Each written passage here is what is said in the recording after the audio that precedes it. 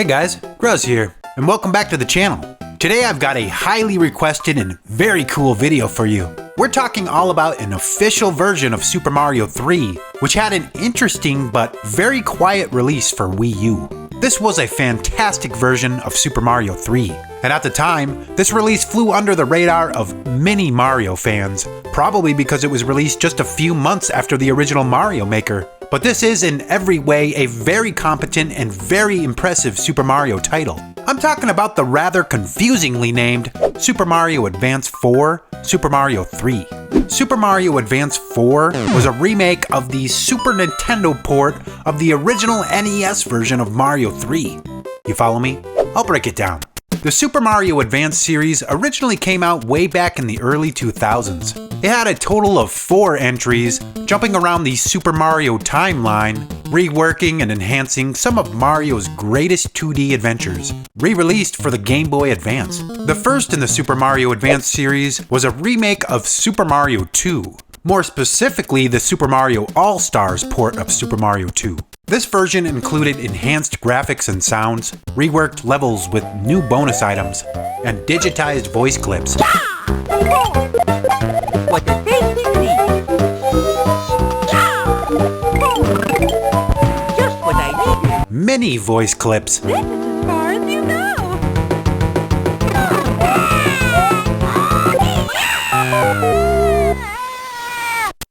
The next game, Super Mario Advance 2, was a remake of the SNES classic Super Mario World. Here we go! Super Mario! This one was very faithful to the original game, but did include some changes, such as adding a new intro sequence, turning the Yoshi coins into more important collectibles, and letting you play as Luigi as player 1, featuring his trademark high jump and low traction.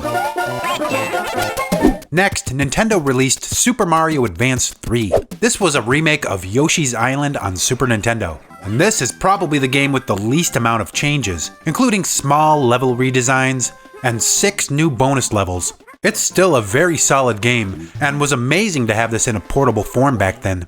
Yoshi in your pocket. The final game Nintendo released in the series, Super Mario Advance 4, was a culmination of the series, building upon the engine of the Super Mario Advance games that came before it. This version of Super Mario 3 was based on the Super Mario All-Stars release of the game. I would not go as far to say that this is a straight port of that version. It really feels like this is running on a different engine. The graphics here are definitely taken from the SNES release and touched up from there. Looking at the games side by side here, they actually are very similar. And after spending time with both games, one after another, I must say that I really do enjoy the bigger sprites and graphics on the Game Boy Advance version a bit more than the classic Super Mario All-Stars release. I personally find the graphics on the Game Boy Advance version translate better to modern big screen TVs, and the resolution gets closer to widescreen without stretching out the image. And it plays great on the Wii U gamepad. It's nice.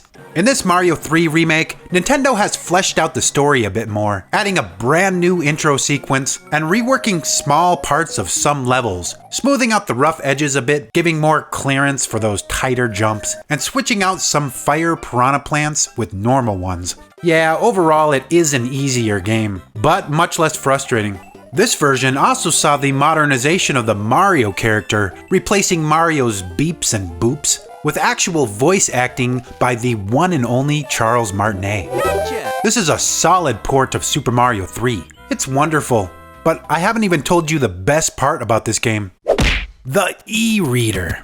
One of the most interesting things about this game is that it included support for the short-lived Nintendo e-reader peripheral. The Nintendo e-reader was essentially a barcode scanner where you could scan special Super Mario 3 playing cards to download new stuff to your games. Kinda like an ancient form of DLC.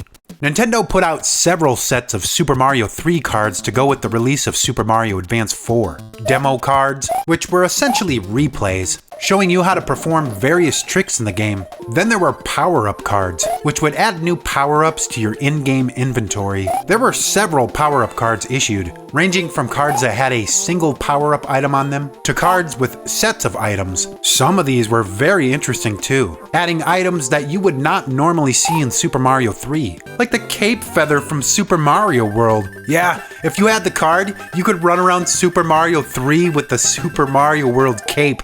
That is amazing.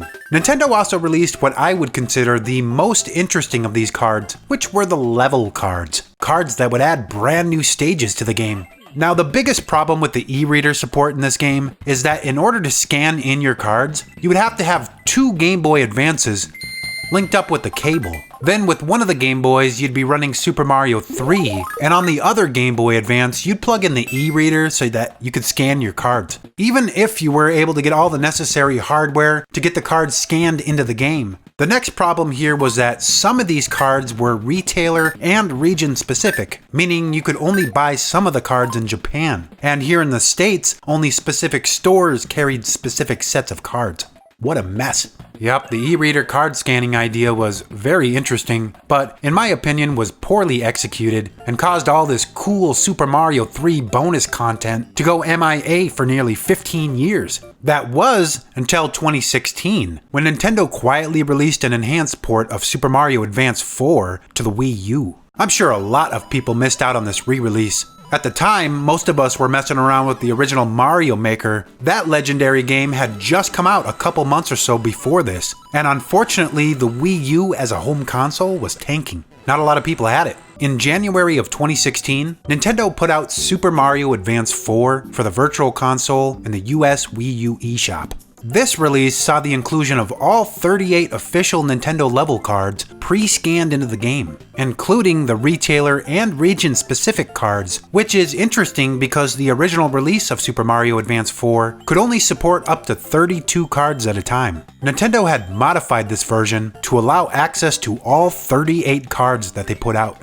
38 levels is a lot. There are roughly 90 levels in the actual Super Mario 3 game. So this is a bit less than half a game's worth of levels. Among the bonus levels are 3 mini-game mushroom houses that allow you to earn extra lives and all sorts of cool power-ups to use in the new levels. When you first start, these 3 mushroom houses are locked, and in order to unlock them, you'll have to go through the 38 bonus levels and search around for special coins. Once you get enough coins, the locks will disappear and you'll be able to play the games. The first minigame is just a guessing game, where you've got to dig through a couple layers of dirt and guess which slot a chest will appear. This game is based on pure luck, so get ready to lose a lot. The next mushroom house has you throwing a ball up in the air at a power-up inside of a bubble. You have to hit the power-up 3 times to pop the bubble and free the power-up. You get 3 chances to throw the ball, but you can hit it multiple times with a single throw if you're good enough. It's skill-based, so odds are in your favor on this game.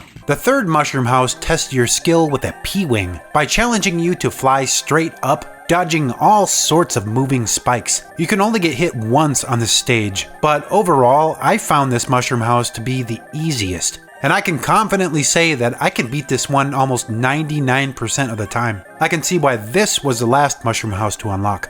Now there are so many awesome levels here, a lot of interesting ideas and some very good challenges. I'll go over a couple of my favorite of the new levels. The first level I want to show you is called Groundwork, and this one was only released in Japan. It mixes elements from Super Mario 3 and Super Mario 2, with a touch of Super Mario World thrown in there. This one starts off with some jumping piranha plants to get by. You'll learn pretty quick that there's nowhere to go up here, and you'll figure out that you need to go down one of these pipes. Down here is a very cool underground section. Right away you'll see a big dirt hill which you can dig up, like Super Mario 2. You keep going a bit and you'll run into some buster beetles and Monty moles. You can pull vegetables out of the ground here to beat these guys, but be careful cause some of these veggies are not what they seem. Then you jump into a giant pit, avoiding a mixed bag of enemies in a really cool digging style area like in Mario 2. There are different paths you can take, mainly for searching around for the hidden coins. Then you move on to an interesting area where instead of climbing down in the dirt, you have to climb up.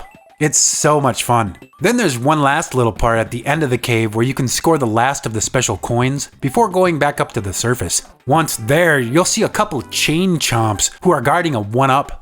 You gotta try to get past these guys. This level is so awesome. The next one I want to show you is called No Time to Dawdle. This was another Japan exclusive level card, and man, this level is insane. This is like something out of Mario Maker, but this came out back in the early 2000s. The challenge here is that it only gives you 20 seconds on the clock and expects you to blast through the level at full speed, perfectly executing every single jump with very little room for error. This one took me a while to finish because I'm so OCD that I had to collect every single special coin in a single run. And I did it after about 50,000 tries!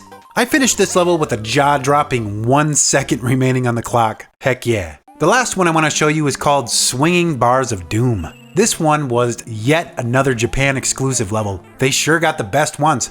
On this level, you've got to avoid bony beetles, fire bars, thwomps, thwimps, and boos.